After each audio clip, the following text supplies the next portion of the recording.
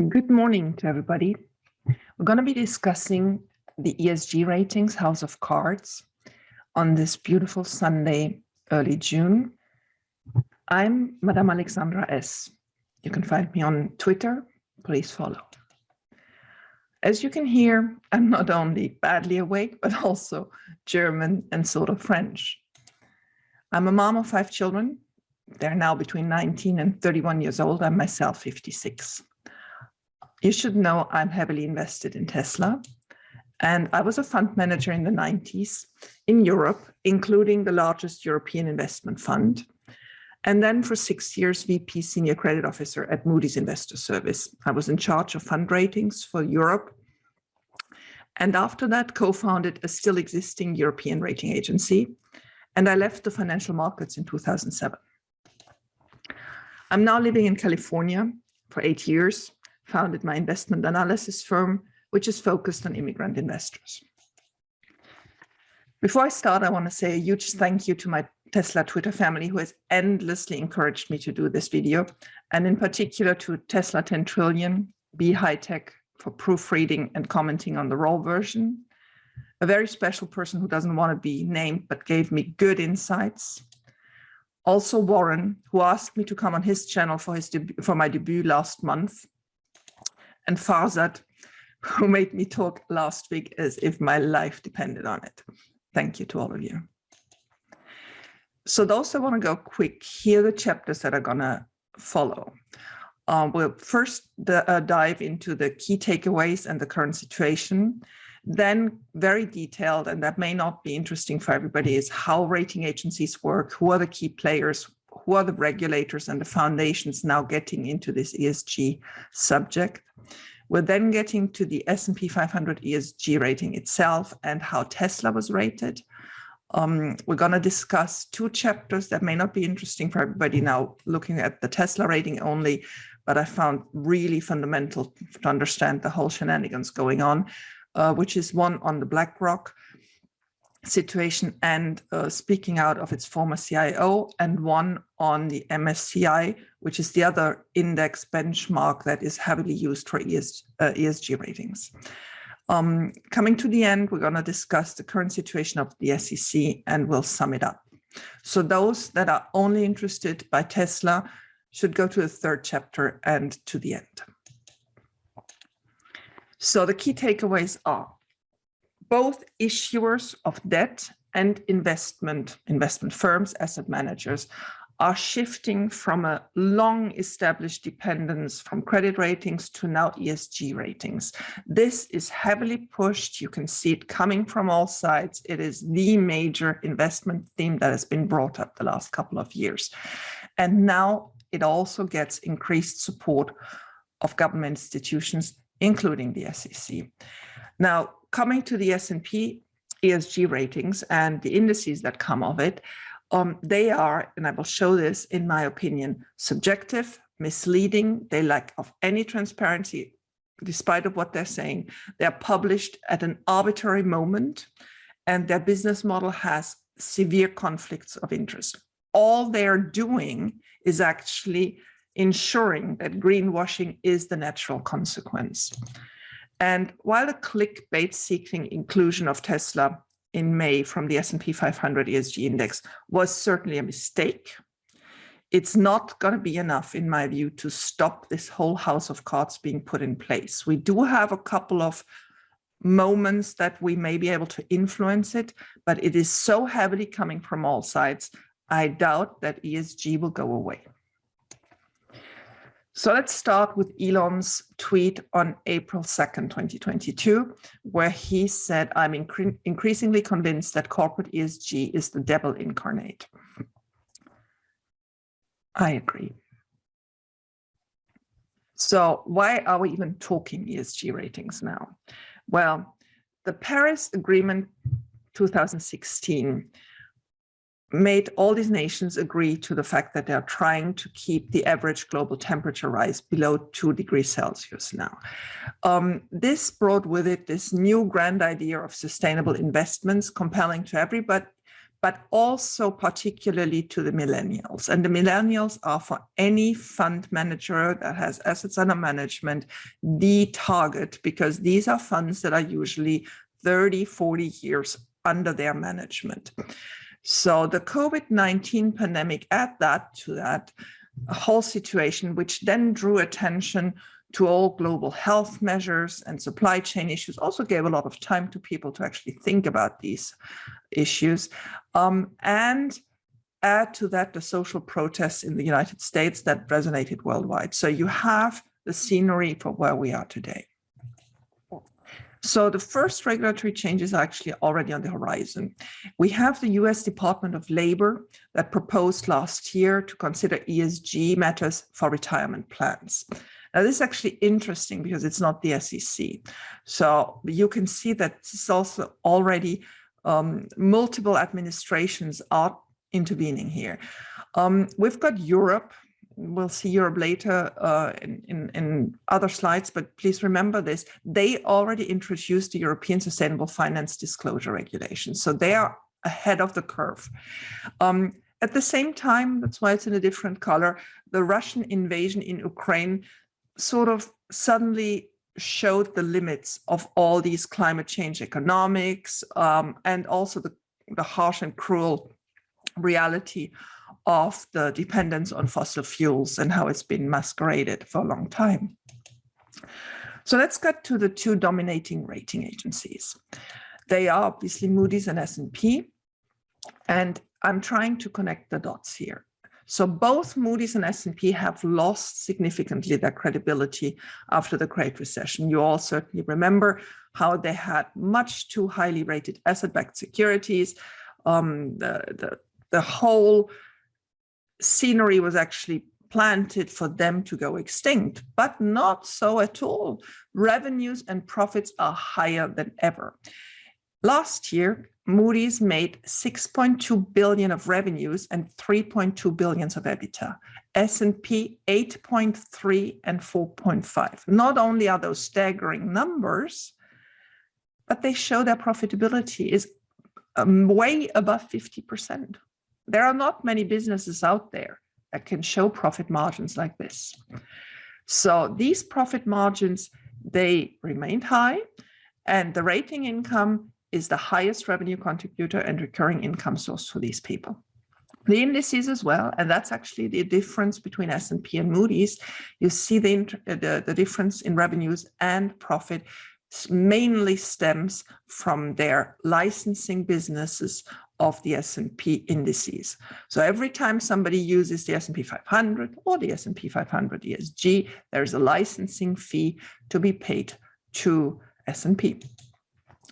The objective of the now provided ESG research and rating is to actually suddenly have a second leg, probably stronger than the first one, meaning we're moving from credit ratings to these ESG ratings, and they're setting it up even better than they did it initially for the credit ratings. They obviously use lots of the playbook of the credit ratings and try to apply it and make it even stricter and stronger on the ESG side. Both rating agencies have been on a buying spree the last 5 years to grow their ESG teams. They buy worldwide little boutiques, teams that are ahead of the curve on ESG analysis. And this has also been the case for MSCI. So, but nobody says it better than them themselves. So let's watch.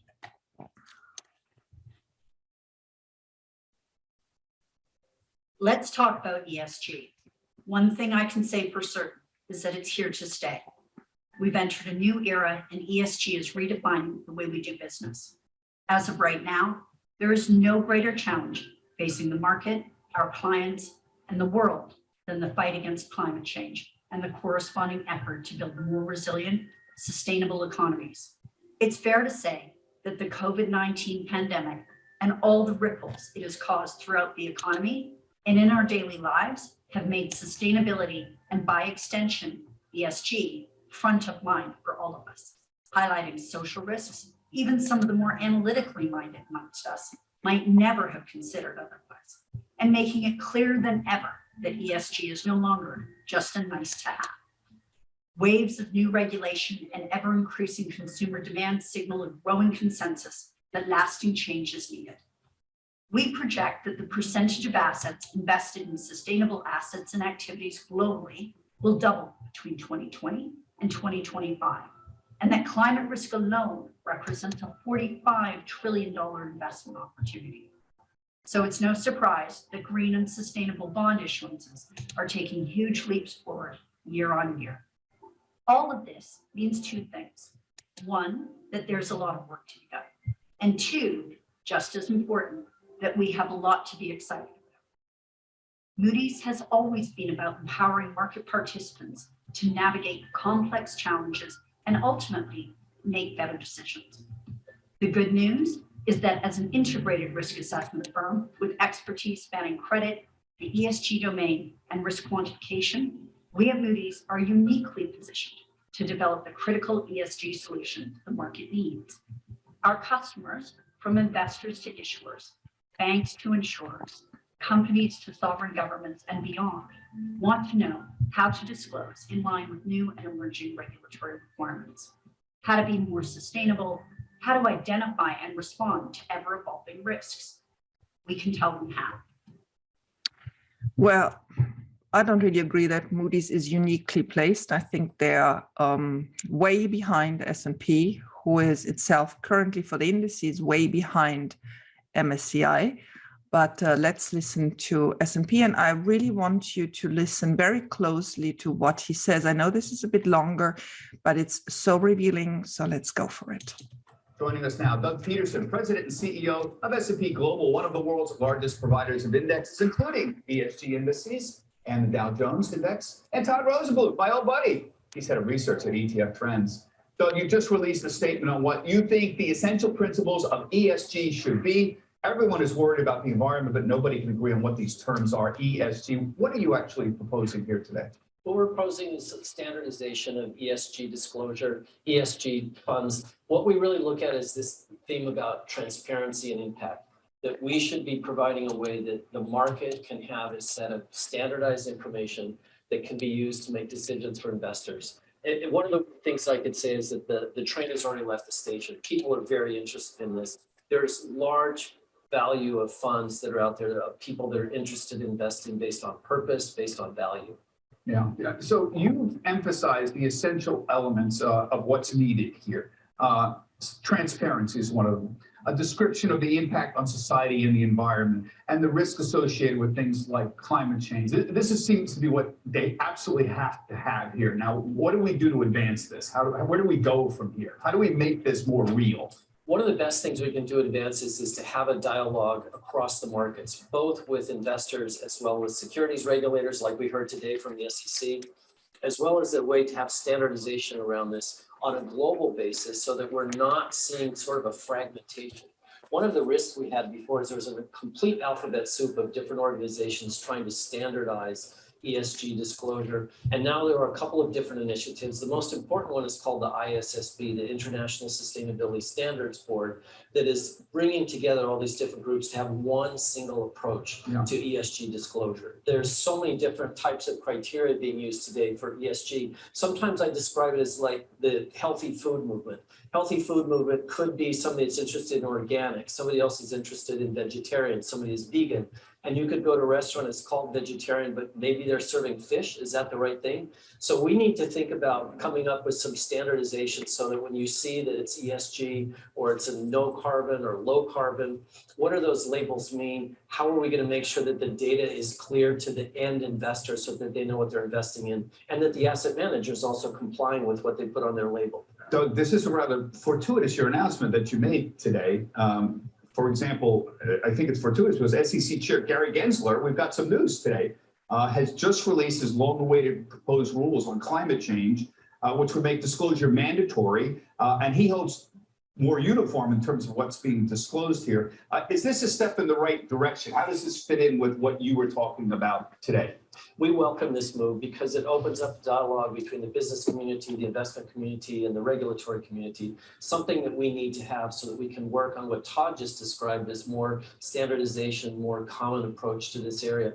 One of the things Todd just also mentioned is climate change and the interest in that. I think with the external circumstances going on right now with the war in Ukraine, that there's an increased interest in energy and energy transition and understanding what that means, what's the role of energy, what's the difference between oil versus clean oil versus natural gas, what's a transition type of an approach to the future of energy. It's going to be a lot of interest in that. And I think the interest is going to rise, and we're going to want to even have more standardization around what it means for investors. Now, you publish the ESG criteria you use. I mean, you have your own criteria. You have the S&P Global ESG score methodology, right? It's on your website, in fact, Yes. right?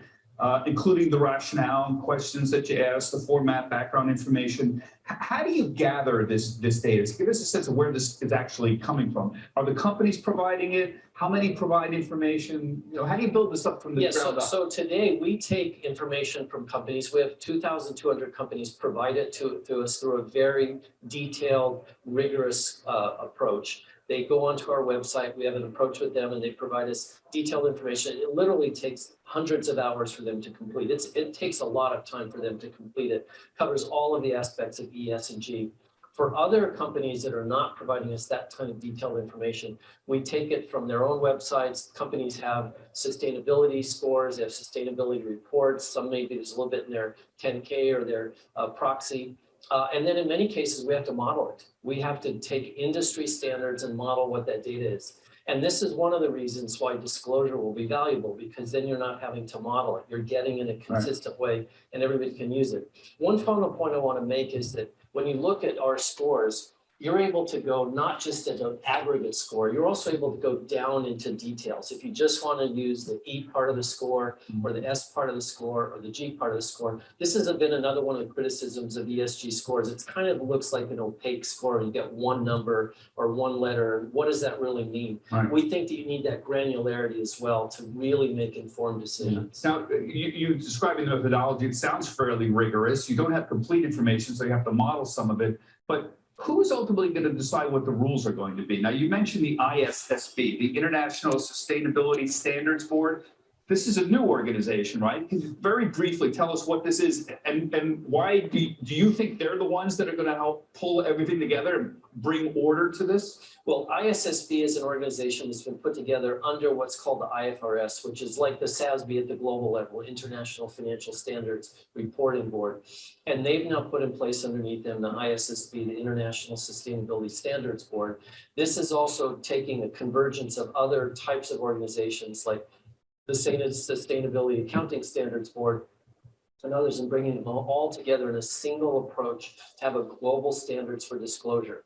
So the disclosure is a great start because it means that people like us that are going to come up with our ESG scores will have the exact same data. Right. So there's going to be different scores and different types of ratings, different types of opinions. But if we're all starting with the exact same data, that's going to be really valuable. So just make it clear, in plain English, the ISSB is an organization composed of people like your organization that all have a stake in this, and you're all going to come to some common understanding. Are you a member of the the ISSB is an organization that's run by governments. Yeah. Okay. So I want to make sure that individuals are understanding how this is going to come to an agreement. Well, the ISSB is a foundation. Yeah. And it's supported by governments and individual companies. It's funded through as if it was a foundation. And it has a board of directors, which include people from the public sector and private sector. It has a relationship with the International Organization of Securities. And is the goal ultimately, here's the standards that we are going to use. Give us a sense of a timetable. When will an agreement be reached on this? Yeah, their approach is to start actually having standards right away. There's some standards that people had already agreed on. I'll give you an example, about 21 simple standards that the World Economic Forum agreed, that there was a large group of corporations in the World Economic Forum agreed that this should be a standard that all companies should be able to provide. It's a very small number. Yeah. And they're going to start trying to come up with a small number of disclosures and start building from there. The approach is what I call build, a baseline and then build from there. Get some simple things out there that people would start reporting and then build from there to get more consensus and more out into the market.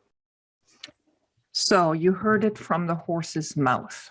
May not have grabbed it all, but I listened to it for quite some times, and then looked into this government and foundation issue.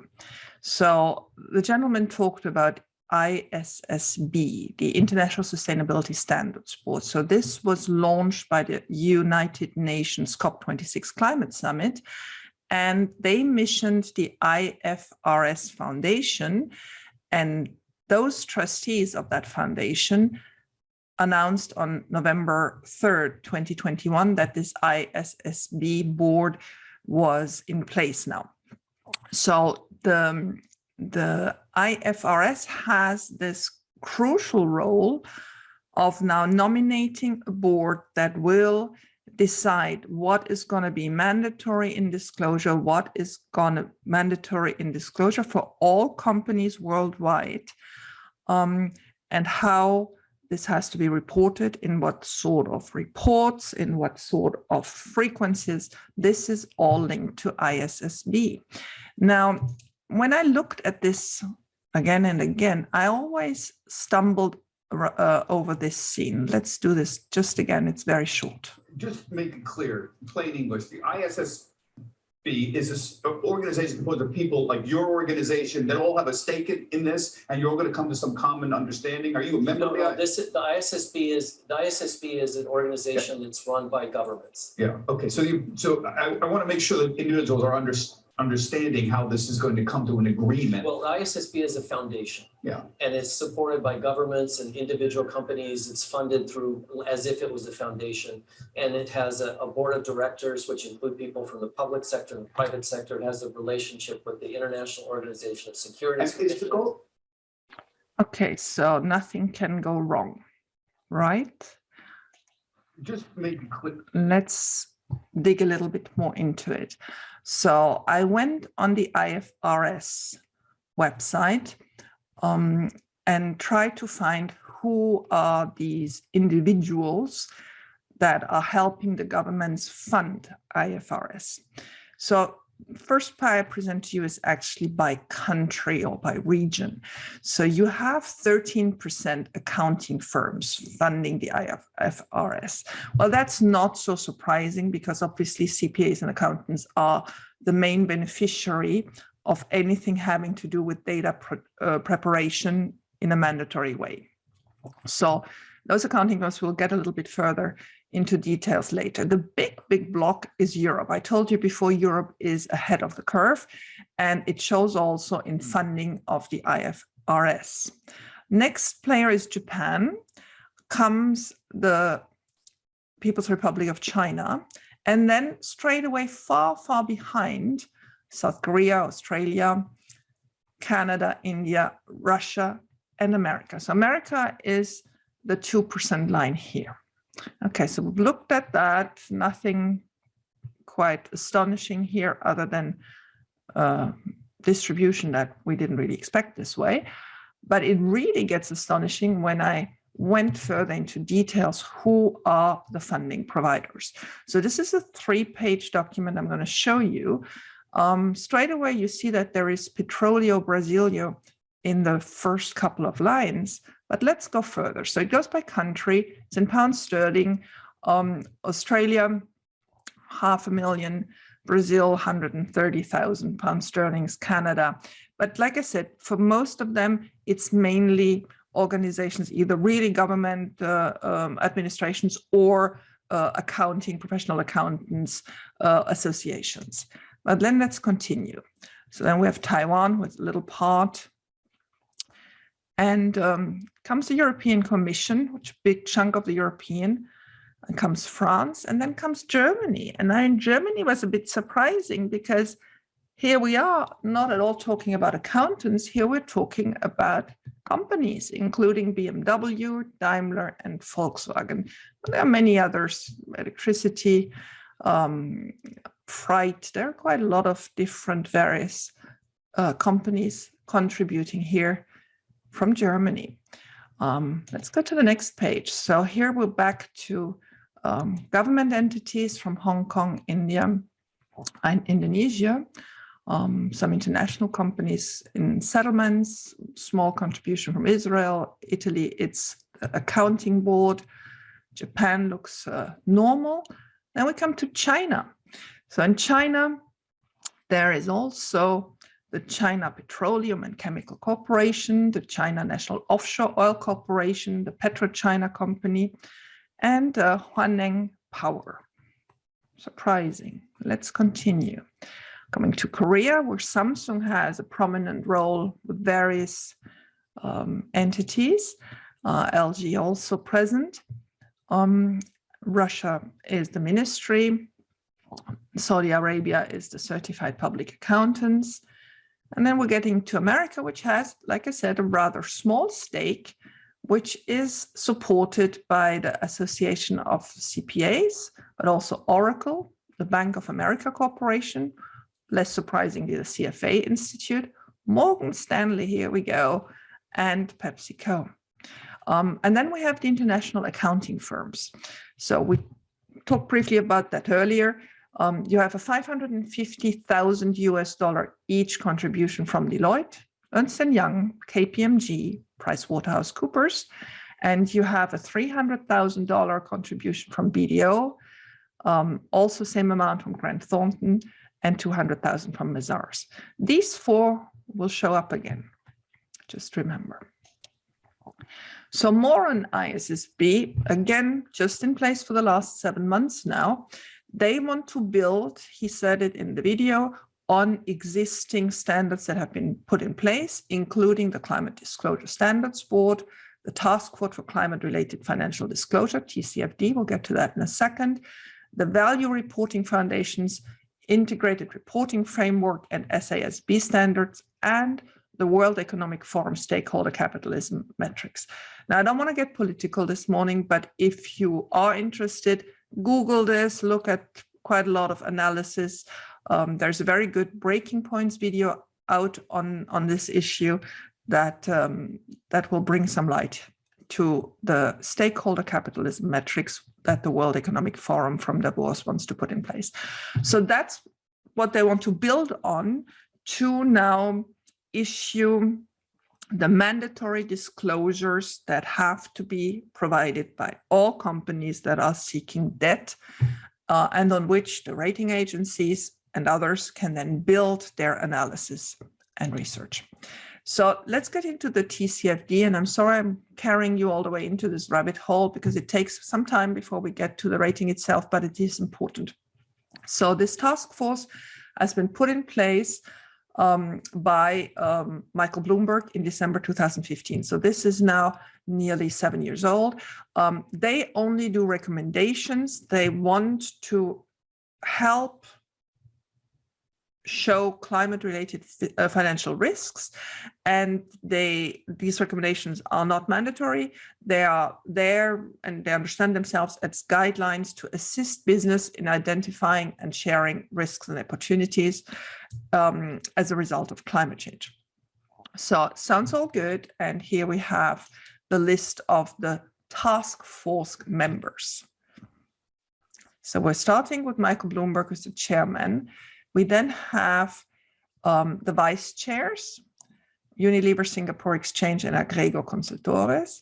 We have the data users. So these are the asset management firms. So you have the typical BNP Paribas, JP Morgan, and a couple of smaller or less known asset managers, also Blackrock, okay, and the Bank of China, and AXA, Swiss Re. So these are the data users. And then the data preparers, that's a little bit more surprising, but I do believe these are companies they selected to run this experiment, including some energy companies, some car companies, and another Italian energy company. And then experts. I always love it when the experts get there. So this is Moody's Corporation and S&P, but oh, surprise, here we have the same players again: Deloitte, Ernst & Young, KPMG, PricewaterhouseCoopers, and also MSCI. I told you MSCI is having a big chunk of the business here. And a special advisor, don't really know what Russell is for, but there we are. And the permanent staff there of 5. So this is TCFD. I just rang so many bells.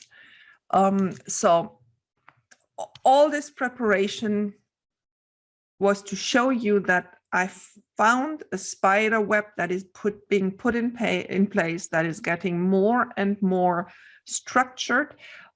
Same buzzwords come up, same people show up, and here we are. Now, the one that we have all heard about is the S&P 500 ESG rating and index, because they go together. And let's now dig into those. So actually, surprisingly, there are various ESG ratings by S&P.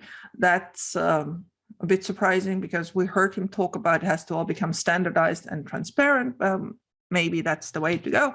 So why are there various ones? Well, as described earlier, they have been on a buying spree of buying teams in London, in Switzerland, obviously in the United States. And so each of them come with their methodology, and each of them come with a way to get to a score, which in the rating world is called rating.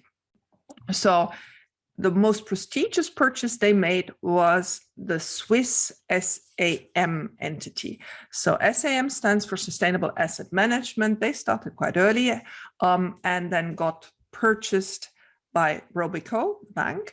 And then in November 2019, Robeco and S&P agreed to sell SAM to S&P, which became effective, if I recall it right, in January 2020. At that moment, SAM already had a corporate sustainability assessment, in short, CSA, where in 2019, they did that for 4,700 companies. And this SAM CSA became the S&P CSA. And they have 2 teams in place. One is working on the data collection and analysis to make these rating. And the second is working with the companies to do in-depth reports to then understand how they got to that rating and how to improve it. So you get it all. But they say it better than I. Here we go. More and more corporations and financial institutions are seeing ESG as a significant value driver, and they're hungry for the newest, most relevant insights. But with so many data providers in the market, determining what information is the most useful is a challenge. Now, for the first time, investors are able to harness the power of S&P Global ESG scores to benchmark portfolio performance on a wide range of industry-focused criteria. What sets S&P Global ESG scores apart? The S&P Global Corporate Sustainability Assessment, CSA, consistently identified as the highest quality ESG assessment by global sustainability professionals and investors. S&P Global CSA combines comprehensive data sources, sound methodology, and a laser focus on material issues. Tapping into this depth of rich data, S&P Global ESG scores assess the sustainability performance of over 10,000 companies. Multiple layers of essential ESG intelligence provide the flexibility to drill down into 3-dimension scores, as well as industry-specific criteria scores. A 100-question exploration is guided by 61 industry-specific approaches to pinpoint ESG factors expected to have an impact on a company's growth, profitability, capital efficiency, and risk exposure. And an annual review consistently captures upcoming or underreported sustainability topics. On top of this, each score is informed by a library of around 1,000 data points, including published and private company data. Unlock essential ESG intelligence with S&P Global ESG scores. Well, not so quick, and not surprised they want to do it annually, right? Remember those recurring income? Well, here we are. So when I get into ratings, my first question is always who pays. I've learned that lesson very early on. And so let's check out how and what they sell.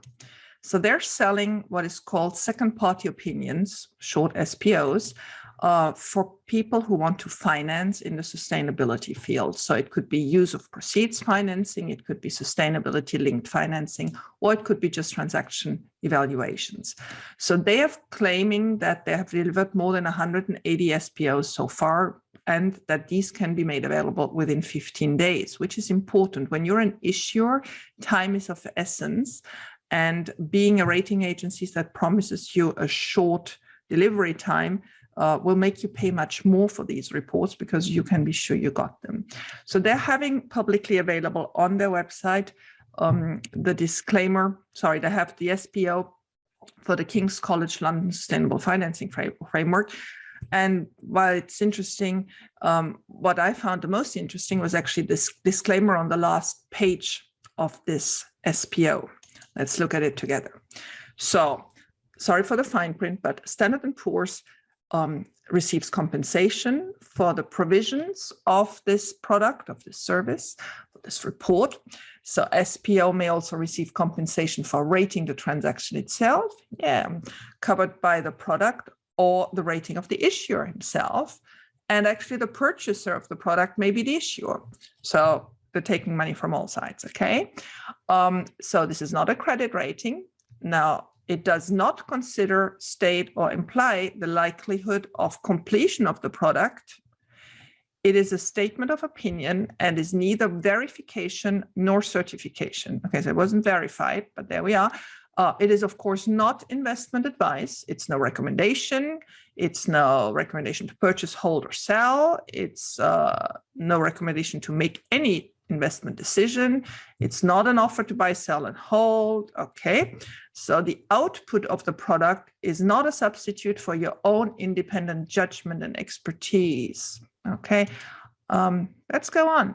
So S&P does not perform an audit or undertake no duty of due diligence or independent verification of any information it receives. Okay, so they get information, they don't verify it, they don't guarantee anything. Oh, they don't guarantee any accuracy either, nor completeness, nor timeliness, nor availability of itself. Okay, everything is as is. So in no event shall S&P or any of its parties be liable to any party, or at least for partying, for any direct, indirect, incidental, exemplary, compensatory, punitive, special, or consequential damage, cost, expenses, legal fees, or losses. Okay, so in China, they get a little extra disclaimer.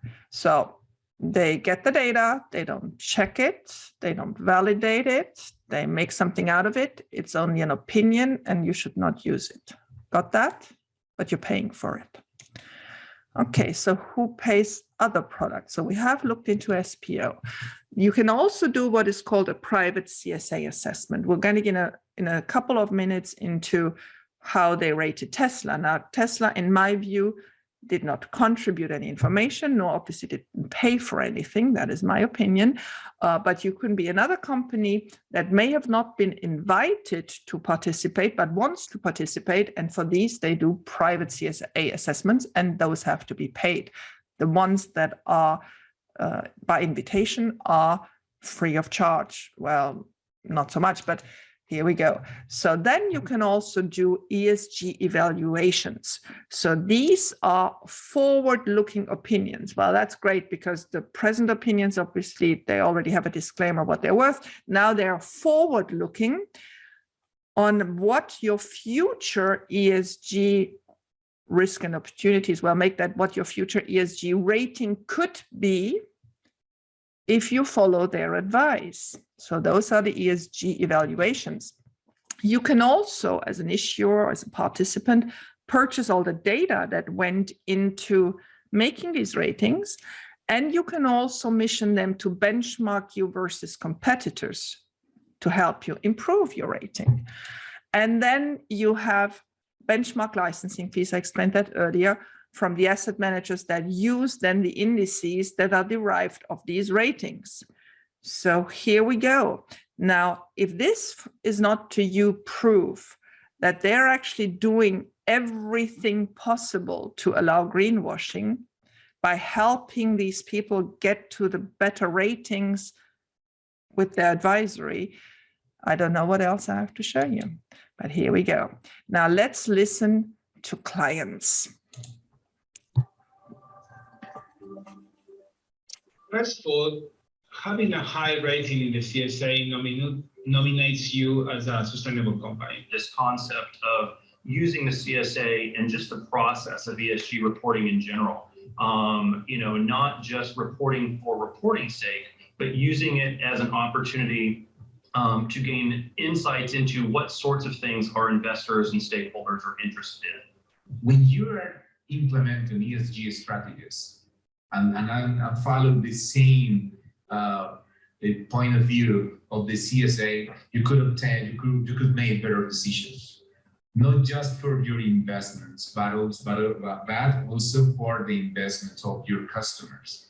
So we are mitigating risk, environmental, social, economic risk in that order. It helps us to get better alignment, as well as this helps us to get greater level of reliability and credibility among all our stakeholders in all aspects of social and environment and governance. I find that the ESG ratings, that the CSA is the most in-depth and broadest. It gives the best insight into a company and their actual sustainability performance out of the ratings that I've seen. Okay, so the gentleman from Volvo just told us that the CSA is the best on the market. Now, how do they do CSA ratings? So this year, they have extended the list of invited companies to over 11,000. So who is invited? Well, you're invited because you are part of the classical S&P indices. So they start, for example, with the S&P 500 index, and those 500 companies are invited to participate. And then if that's not enough, they go to the lower tiers. So it is actually derived from the original S&P indices, which are indices by market cap. So the question is not really, are these, the most sustainable, the best or whatever? They are companies that are selected because they're in a listing of size of market caps. And then they also may invite companies that they consider of interest. Now, that's obviously the first subjective issue, but let that be. And then these companies are invited to complete this online assessment in a certain window of time. Then once they have this answer, S&P pretends their analysts first do a quality control. They also pretend there is an independent third-party audit to assure consistency and robustness. I haven't found any proof of that. That's just a statement they're putting out there. And then, so let's just look into timing. Timing seems a bit dubious for me. So this whole thing started in April 2019. Remember, the same year they then purchased SAM, which has this CSA.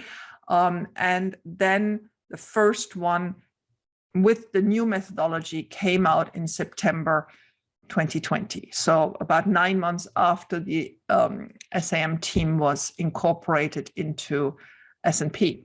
And then on the side note, 2 months later, S&P announced to include the to include Tesla in the S&P 500, which then happened on December 21st. So that was after these results came out. And then they needed 6 months to now publish that they include Tesla also in the S&P 500 ESG. So that was that update. And now, just 1 year later, they're excluding Tesla from the S&P 500 ESG. That is quite suspicious, and it actually becomes more suspicious if you look at their documentation. This is taken off their website from today, where they explain the timeline is that the results are always published end of October. So this year, they did not publish the results end of October. They published them in the middle of May, in a moment where Tesla was getting lots of bad press following Elon Musk's intention to purchase Twitter, where he had his coming out about voting differently this fall, we suddenly have an announcement of results that is pulled earlier. Now you could say maybe they did their 2022 analysis earlier. Well, let's see that later, just a second. So I dived into the automobile industry sector they analyzed, and these are the companies that were invited to participate in their survey. Okay, so why is this important? Look at this basket, maybe hold the screen, because you should remember that Tesla got an ESG rating in May last month that was excluding them from the ESG 500 index because they were in the lowest quarter of results of this group. Okay, more than 75% of these companies had better results than Tesla. So in their press release on the 17th of May, they explained that now the largest 10 constituents of the new index, of what they have rebalanced, are these 10. And obviously quite a lot of them are missing. Now, listen carefully, these are not the best ratings, these are the largest constituents. So we're still in the same logic than the S&P 500, which lists companies by market cap. So on the right now, you see the current composition of the weightings in the S&P 500 by market cap, and all those that I've highlighted are the ones that are missing here.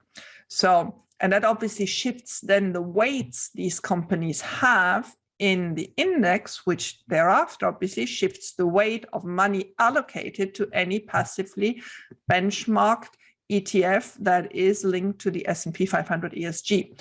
So when Apple has a 7% share in the S&P 500, the classic one, it has now a 9.6% weight in the ESG 500 index. Then let's go to those that were excluded, because they also published in their press release why they were excluded. So you have Tesla, Berkshire Hathaway, and Chevron who got disqualified. So disqualified mean they were not in the top 75% of their scoring model. Okay. Johnson & Johnson had controversies monitoring violation. What does that mean? We don't know. And I'm actually surprised nobody asked. Then we have a couple that are eligible but not selected. Now, what is that? So you mean that somebody did not select them? Why? Meta, Home Depot, Costco, Broadcom, Accenture. I would like to know. And then we have an even nicer little comment: United Nations Global Compact non-compliant for Wells Fargo. Don't think that's good, but I don't really know what it means. There we go. So all these are out for various reasons. Now, I continue the press release. This is not me writing, this is the press release. So Tesla fell in the bottom 25% like these other companies. So how could that be, they ask? Well, it is because the group itself, the automobile group, became better. They experienced an overall increase in the score, and Tesla had just remained stable. Okay, and then it was also because there was what is called a media and stakeholder analysis. Now, I call this the secret sauce, meaning they do everything to score and standardize, remember that word? And then once that is done, they do a media and stakeholder analysis, and what they find there gives you goodie points or not so goodie points, and that is then changing the score. Okay, so this is happening after you find your score. So then they very graciously continue. Tesla may be playing its part in taking fuel-powered cars off the road. It has fallen behind its peers when looking through the wider ESG lens. Well, my fellow friends, do you have a wide ESG lens? That's the question. But be reassured, annual recurring revenue is calling. Oh, sorry. Be reassured, because the beauty of the annual rebalancing is that next year, Tesla may be better. Well, here we are for the press release, and you've seen this nice chart. So they assess 1,000 data points, they have 120 questions, they have criteria scores, they have dimension scores, and then you get to your score. And then what's missing on this graph is then there is this media and stakeholder analysis where some other people pull the strings and tell you what the rating is going to be. So let's continue. So what happened in the automobile sector? Well, first, let's look at the weights. What are they actually rating? So you have 3 blocks: governance, environmental, and social, and each of them have subcategories, and each of these have a weight, and in the end, these weights add up to 100. Now, not only is it a scoring model, but it also changes from year to year. And so the 2022 weights changed. This will become important because you will see in a couple of minutes the results. Do remember that now for governance in 2022, the weight is 32, and that changed from 2021 when it was 38. Okay, so 32 for governance, 32 for environmental dimension, and 36 for social dimension now in 2022. And I can let you look at these beautiful buzzwords. They are wonderful. Now, how could I access this data?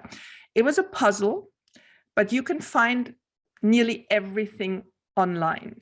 So if ever anybody wants to have the more details of the questions, please search for CSA Companion on the S&P website or go directly to this link. In the PDF that I make accessible, you can just click on the link. The document has 253 pages. You'll have a good Sunday. And this was a document that was provided to these 11,000 companies, although I have a doubt whether the 11,000 is now 2022 and maybe this is 2021, but we're getting there. The one thing we know for sure, with the 2021 methodology, 2,200 companies answered, and that would mean that if this 11,000 number is really the same time period, 80% were not included, and those analyses were based on publicly available data only. This media and stakeholder analysis cocktail, I call it pull it the strings, because I can't anymore. This is supposed to check the consistency of the company's behavior and management of crisis situations.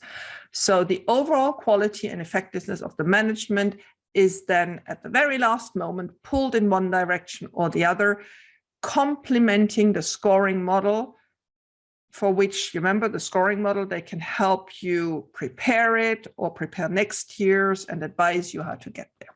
Okay. So let's get into the criteria. So first, environmental.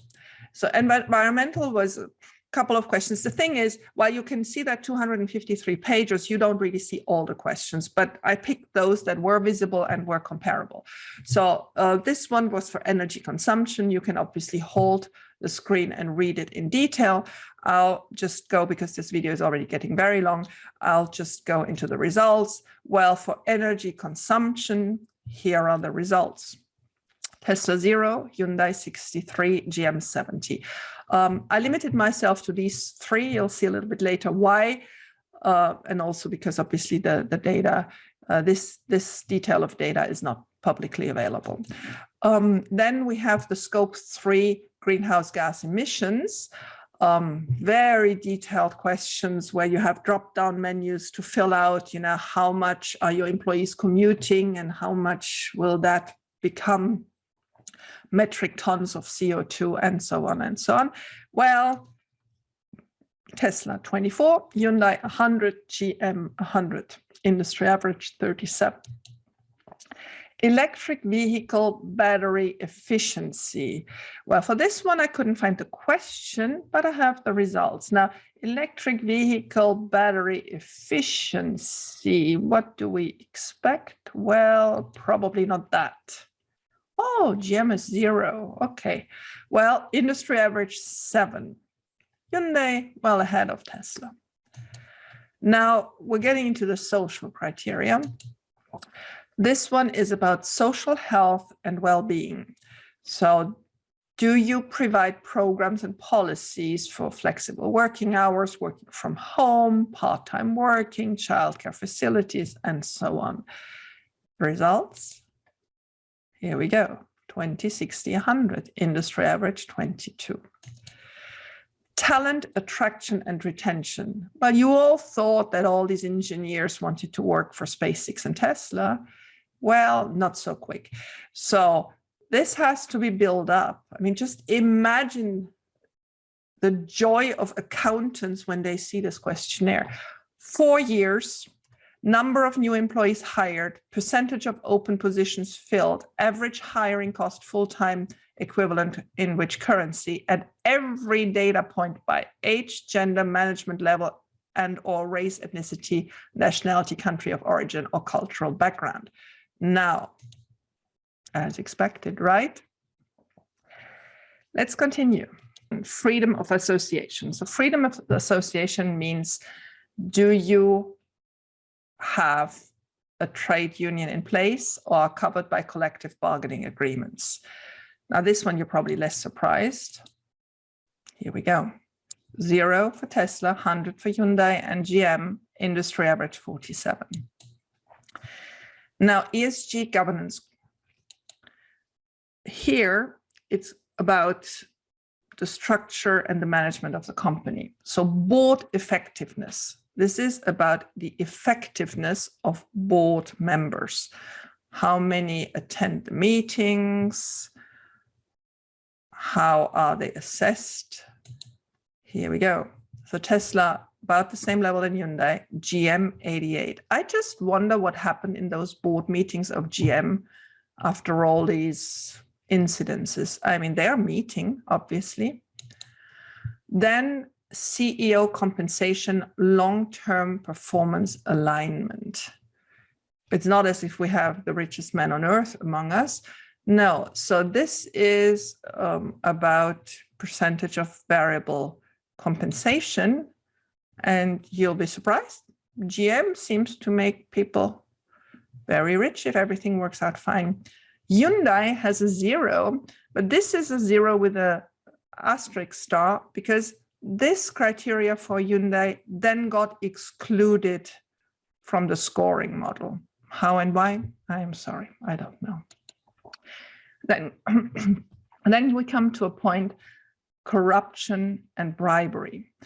So wait. This is not about, is there corruption and bribery? This is about, do you have a handbook that explains how to avoid it?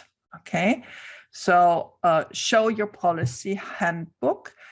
And Tesla has obviously one or whatever, but Hyundai and GM are front of line, industry average 36. That's probably less surprising than I thought.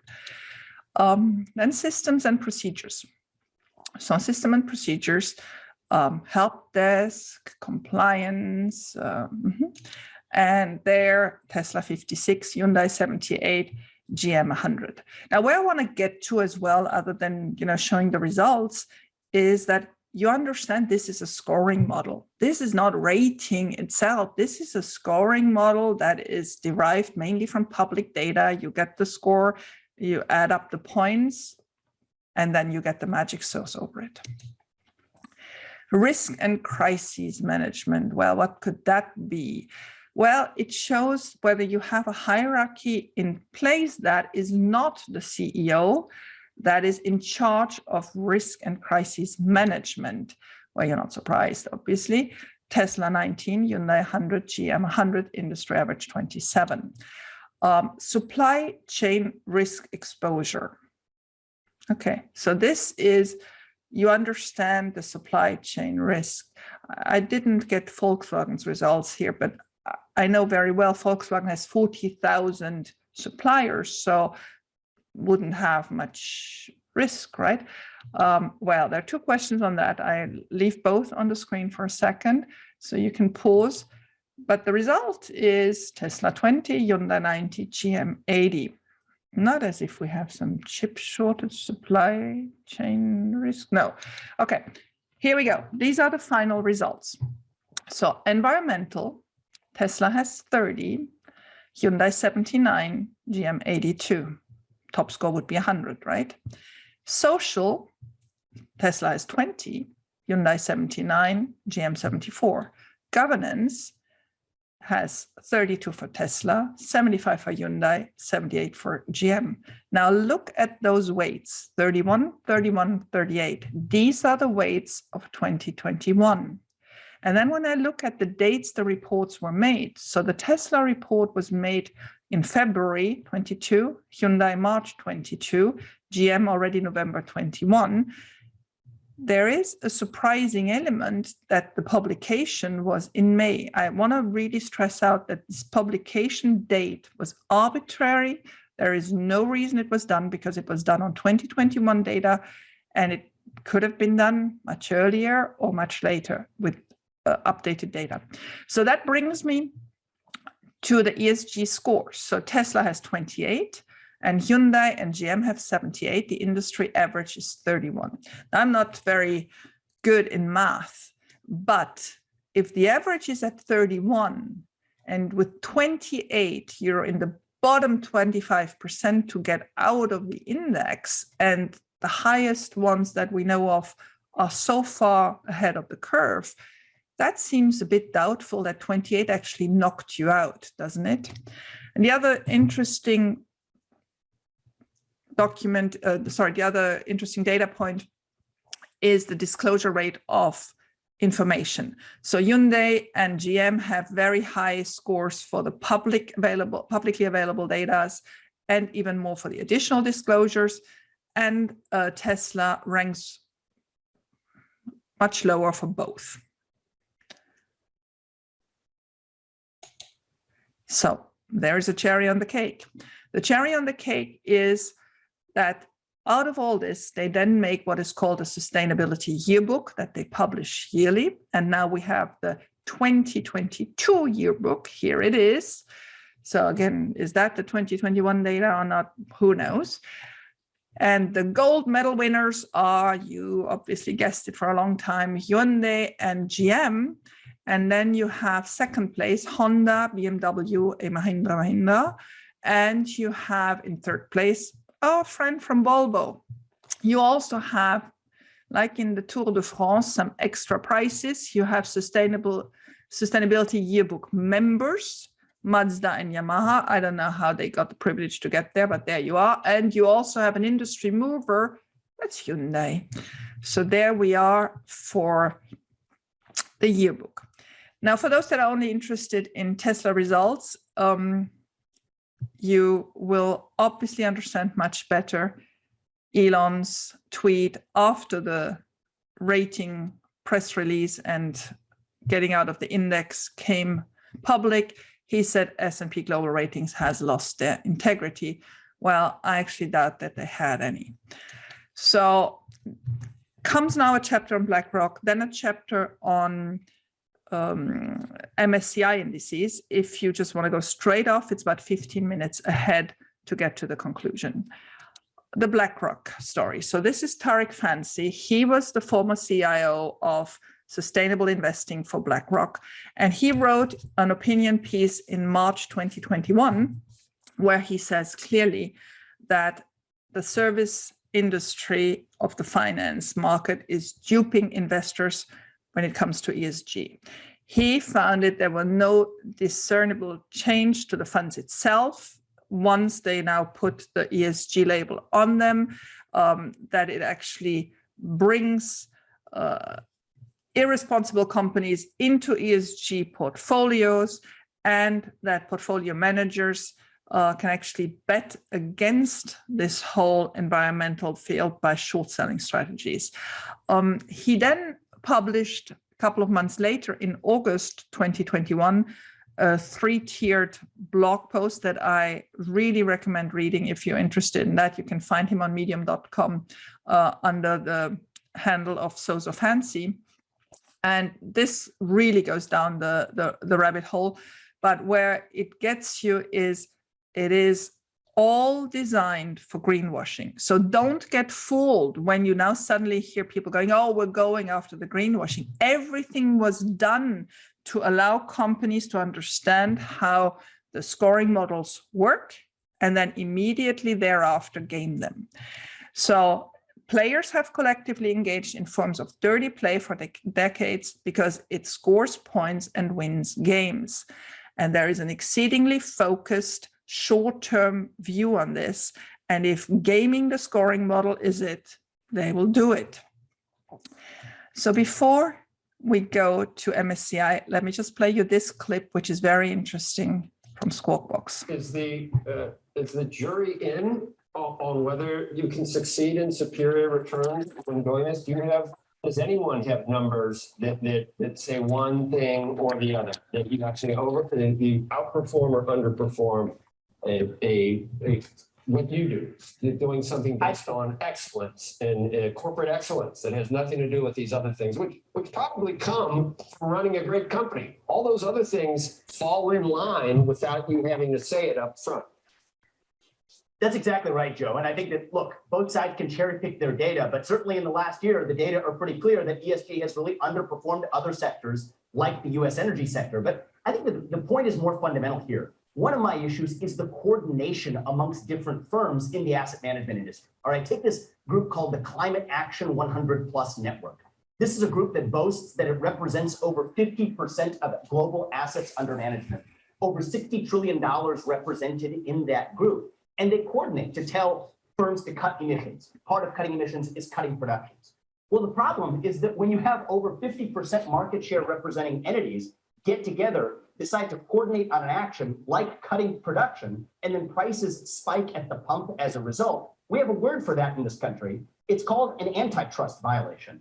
And the funny part about this movement, Joe, and not a lot of people talk about this, is how this movement, the ESG movement, applies its standards so selectively in the United States and Western Europe without saying a peep in China. And the best example of this, I thought, was actually BlackRock and State Street and Vanguard voting in favor of new directors at Exxon. After those new directors took their seats at Exxon, Exxon cut oil production targets by over 20% from their prior forecasts. But the people who are at the front of the line to pick up the projects that Exxon drops are none other than PetroChina. And if you want the cherry on top, you look at who one of the largest shareholders of PetroChina is. It is none other than BlackRock. So a big part of this is a deep-seated conflict of interest in the ESG movement itself. The firms effectively saying ESG for thee, China for me. And that's not just bad for our geopolitics, it's also bad for the environment because US natural gas, for example, is 40% cleaner for the environment than Russian natural gas because we don't have methane leakage over here. So I think this movement fails on every prong from prices to investment, all the way down to even the environment. He's spot on. Well, so are there better players? This is what I want to answer with this video on the MSCI ratings and indices. 13 minutes. I think it's very well worth your time. I know it's a bit long, but I do believe this was so well done. So please join me in watching it. Capitalism right now is going through a reckoning. There has to be a way in which profits and planet align. ESG, in theory, should help, but that's not what is happening today. Our sustainable investments benefit you and parts of the world that need it most. The whole business is built on the idea that you can invest in companies that will allow you to do well as an investor, but also can do some good for the world. Perhaps the greatest investment opportunity in modern history. ESG is now big business. It represents, by some estimations, something like $35 trillion worth of investments. And in the last 2 years, it's grown by 15%. And that rate of growth doesn't seem to be stopping. Underneath this entire system are ratings that look a lot like the credit ratings of companies, but are based on completely unregulated data. And one company has come to completely dominate that business, and that's MSCI.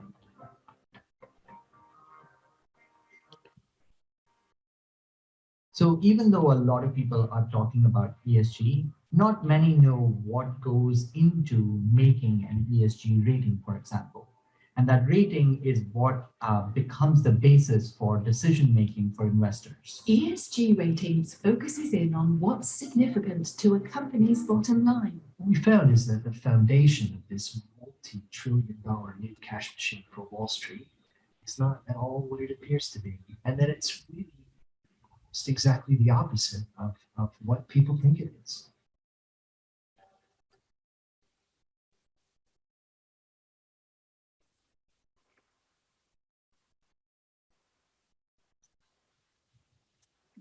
I'm Cam Simpson. I'm the senior editor and reporter for investigations at Business Week and Bloomberg.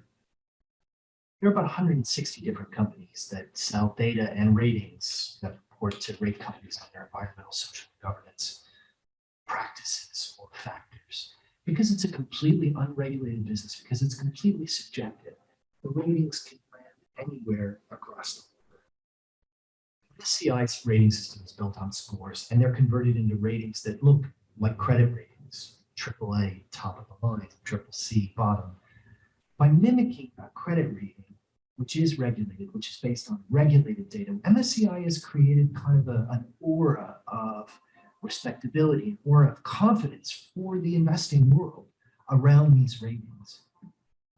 I'm Akshat Rathi, and I'm a reporter with Bloomberg News. I write about all things climate.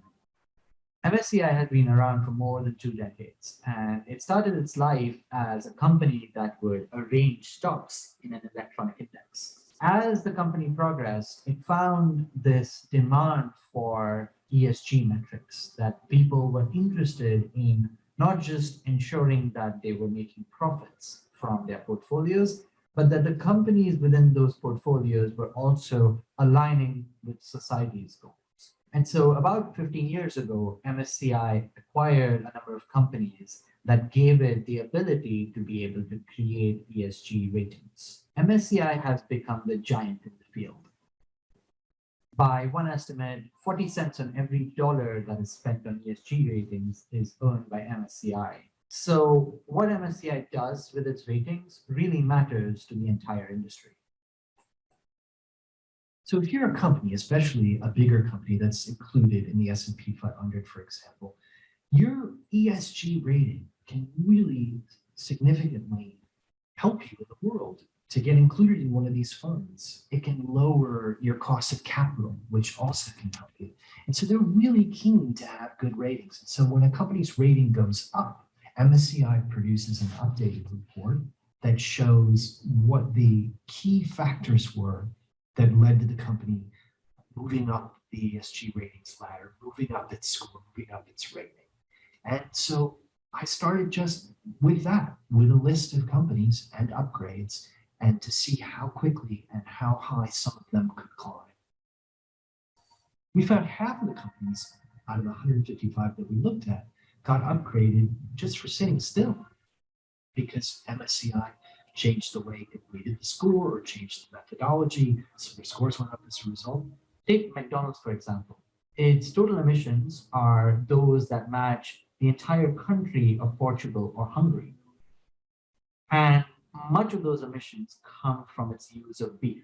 But when MSCI gave it an ESG rating upgrade in April 2021, it did that by reducing the weighting of emissions from a mere 5% to nothing, and instead replacing it with a new initiative that McDonald's had launched around recycling.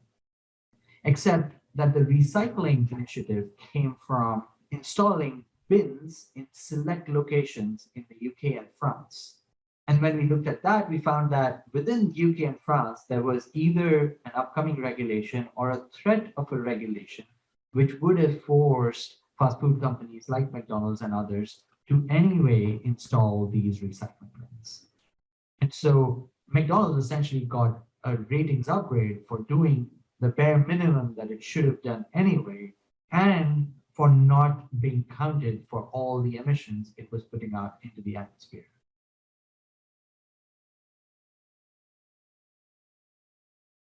And McDonald's is not a singular example. It's actually quite typical. When we looked at the 150 upgrades, nearly half of the companies got that upgrade in their ESG rating without even fully disclosing their emissions. He found the factors that were driving upgrades over and over again were for things like what MSCI calls corporate behavior. The other one that also was kind of surprising was data protection, and also the structure of boards deemed to be a factor in potentially having better outcomes for shareholders. Of the 155 rating upgrades that we looked at, we found only one where a reduction in carbon emissions was cited as a significant factor in the upgrade. The rating system and the ratings themselves create exactly the opposite of what many investors believe they're looking at. When they see a highly rated company, they think that company has strong environmental, social, and governance practices in terms of its impact on the world, its sustainability. But what they're actually measuring is exactly the opposite. Is the company sustainable? Is the value to shareholders sustainable? What's the impact of the world, climate change, water shortages, potentially on the company? It's a hard thing to get our heads around until we saw it all together in the data. MSCI is the leading provider of investment tools in the world. And as such, our basic raw material are sophisticated models, big data, and advanced technology. Henry Fernandez is the CEO and chairman of MSCI and has been since the founding of the company. And we met Henry at COP26, where governments meet, but increasingly businesses have been playing a role in shaping the conversation around climate change and how much they are doing to help fight climate change. We asked him, do you think ordinary investors, retail investors, have any idea that the entire lens of the system is the impact of the world on the company and not the impact of the company on the world? And he said no, that they didn't have any idea. And in fact, he said he thought even investment managers who were putting together these funds didn't grasp it. They're not really concerned about the impact on the world, the investment managers. They're fiduciaries. Their interest is in their fees. He said he's a libertarian, and that he would like as little government intervention as possible, and wanted to ensure that the use of ESG would be one way in which he can stop any socialist ideas from creeping into capitalism at any cost. This is a permanent change in the way capitalism works. And by the way, we're doing this to protect capitalism. Otherwise, government intervention is going to come, socialist ideas are going to come, and the like. So it's not against capitalism. It's about dealing with the externalities that are created in capitalism. Henry Fernandez was born into an incredibly privileged family in Latin America. Henry wound up at Stanford, where he decided to get an MBA. That was really kind of at the height of the greed is good movement on Wall Street. And Henry then decided that he would go into finance. He ultimately found himself at Morgan Stanley.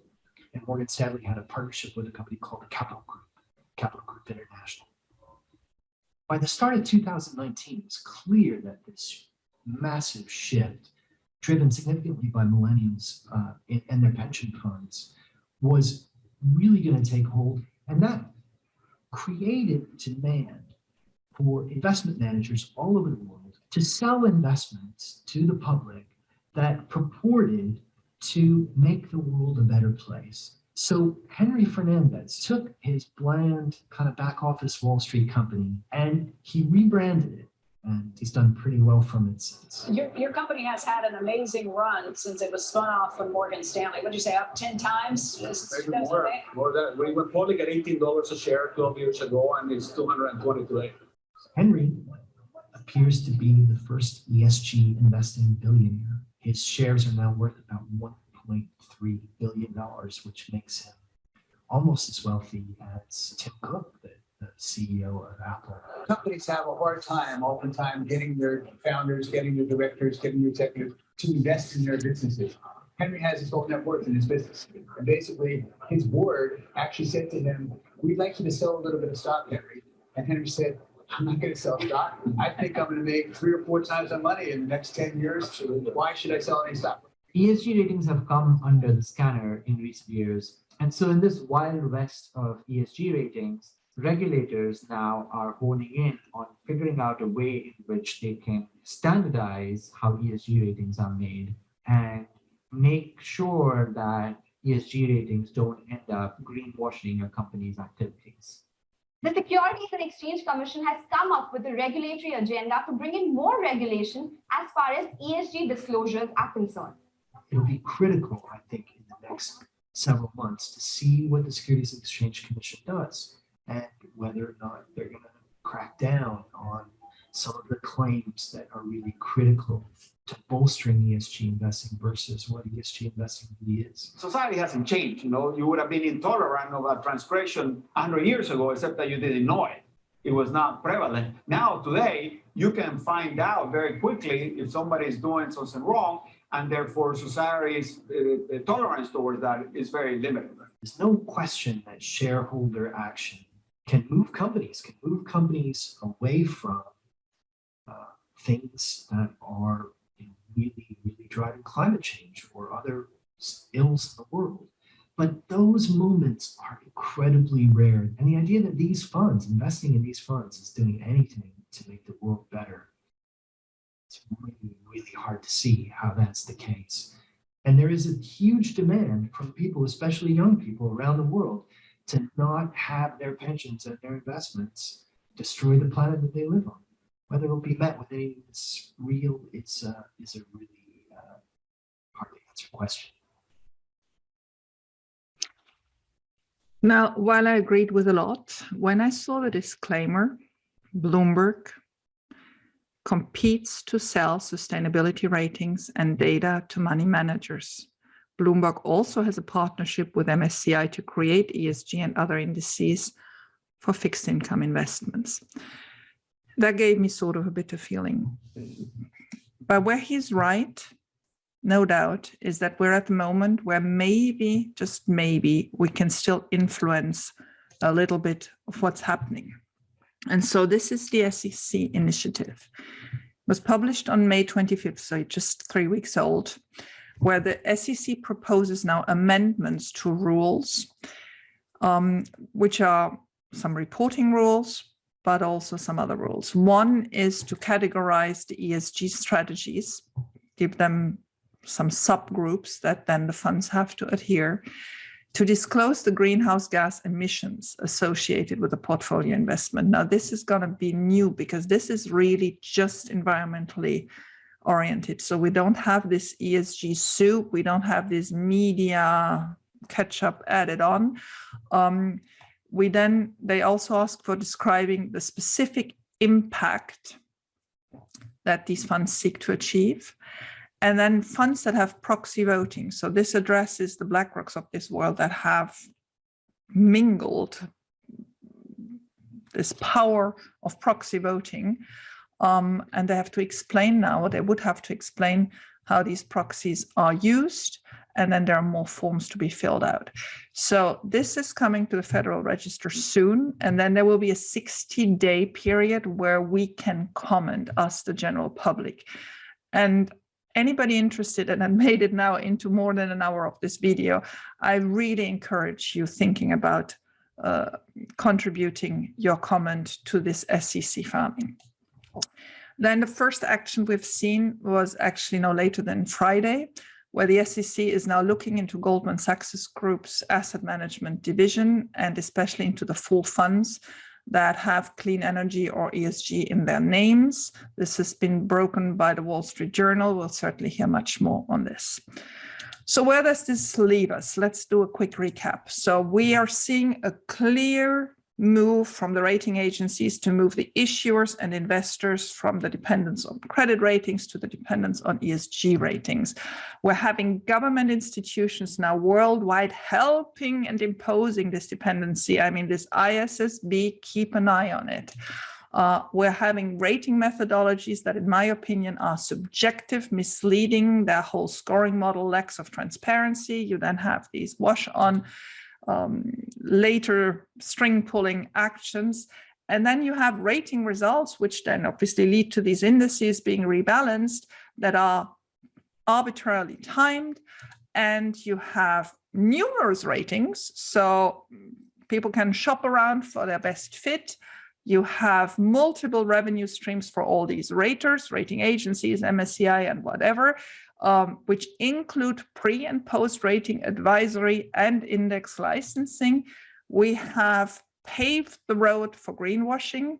As soon as you have a score-based rating model, people will understand how they are scored and they will work towards that. So that may be a positive, but that is actually a huge negative because it just biases the whole system. And then the SEC is working on more rules, not yet sure. I'm never the one hoping that government brings the solution, but we may have a window to contribute. And I do unfortunately feel that this house of cards is really being put in place. And this exclusion of Tesla, while it was a mistake by them, there's no doubt, and it did have an impact on public opinion, I think that's only going to be temporary. That house of cards is being put in place. So where am I? Well, bummed. My state of affairs is not a happy chap on this subject. I have more serious doubts than answers as to the motivation, the transparencies, and all the interactions. I mean, you did realize how often the same names came up again and again among those various actors in this ESG ecosystem. So I've up to now not found a single well-intended rating approach yet. Thank you for your attention. Please comment on my Twitter handle. Give me a shout out. It's been a pleasure.